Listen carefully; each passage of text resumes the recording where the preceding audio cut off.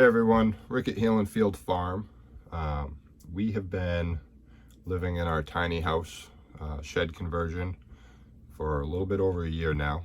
We moved in October of 2020 and it's now obviously January of 2022. So a little bit more than a year that we've lived a much smaller lifestyle in a much smaller space than what we were in before, and thought I would share some of the ways that it has changed us as people. And the first thing that it's done is it's changed our buying habits. We don't go hit all the sales and all that stuff, like the day after Christmas sale and you stock stuff up. We don't do that kind of stuff anymore. We don't have the room to do that. We do have a shed for storage, but the stuff out there is stuff that we need or is seasonal stuff that we will need. It's not just extra stuff to have. So we have, downsized possessions. We have everything we need and we buy everything that way. We buy as we need. So because we found that when you're just doing buying stuff, then you're just cluttering things up and it makes it tough, and then you're getting more and more creative on figuring out where to put stuff, and it really, at the end of the day, you don't need it. If it doesn't serve a specific purpose, then you don't need it. So it's definitely affected our buying habits.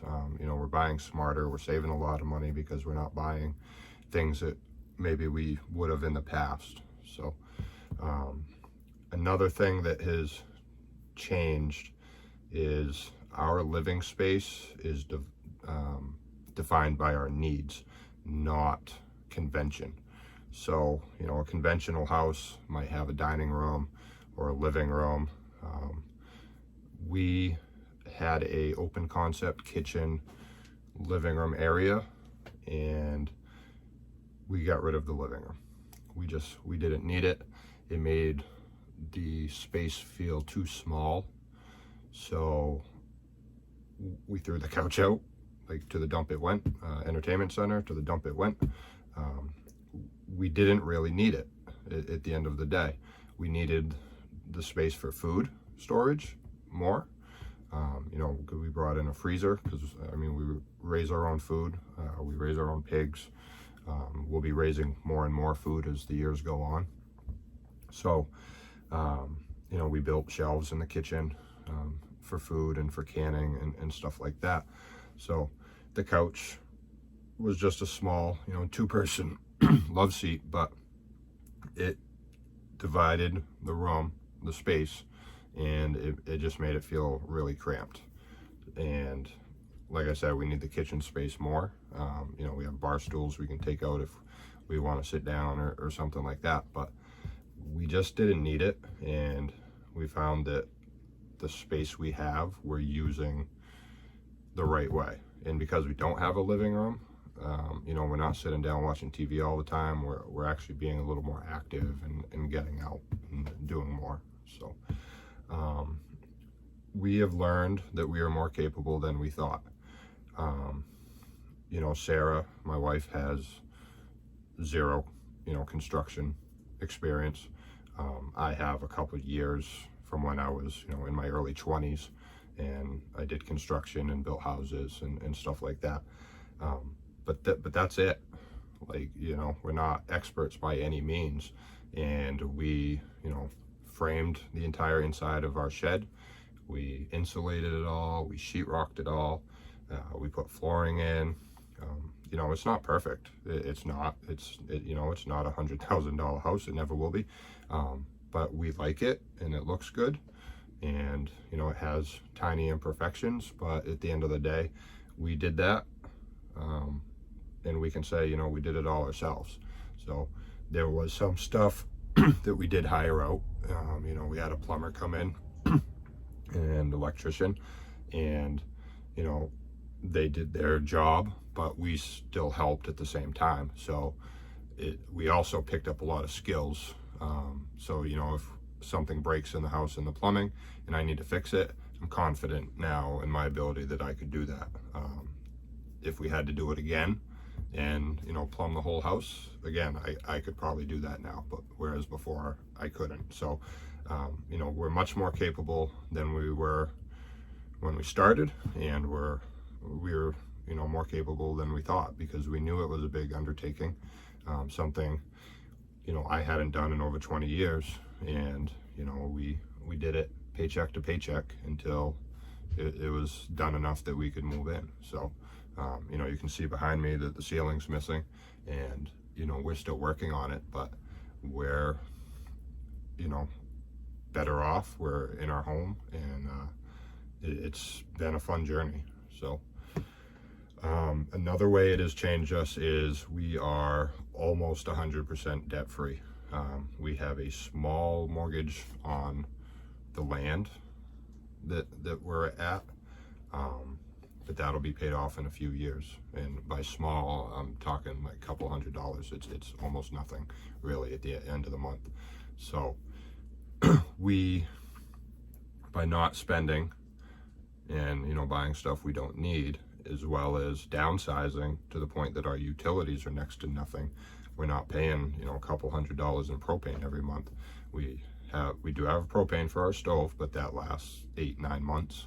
And our hot water heater is an on-demand one, and that runs about $30 a month or $25 a month to change cylinders. So that's not really bad, considering, you know, before we were paying a couple $100 every month in the winter for propane, you know, and it's a big difference. At the same time, you know, we financed the house and all the site work on the property, and that was a big payment. It was taking a huge chunk out of us every single month, and it got to the point where, you know, you're just working for that check again just to pay that bill. And we had a litter of puppies. We paid that whole loan off. If we were going to go to a bank and finance something, or bought a full-size house, you know, for $150,000, $250,000 for 30 years, there's just no way, you know, we'd ever get out of debt. And, you know, where we are right now, we'll be out of debt easily within 2 years. And even the debt we have is so minimal. It really is. So it's really something to think about, especially if you're, you know, weighing your options about going to a tinier dwelling or doing a shed conversion or something like that. The amount of money that you can save and have pretty much everything that you had in an existing house or some place you rent, you know, for pennies on the dollar almost. So it's been a huge impact on our life financially and mentally. So, and then the last point, we have time to pursue other things. You know, we don't have to work like we did. You know, I used to work 60, 70 hours a week. Sarah was working, you know, 50, 60, 70 hours a week. And it was just to keep up with the bills and everything. And now, you know, we're almost out of debt.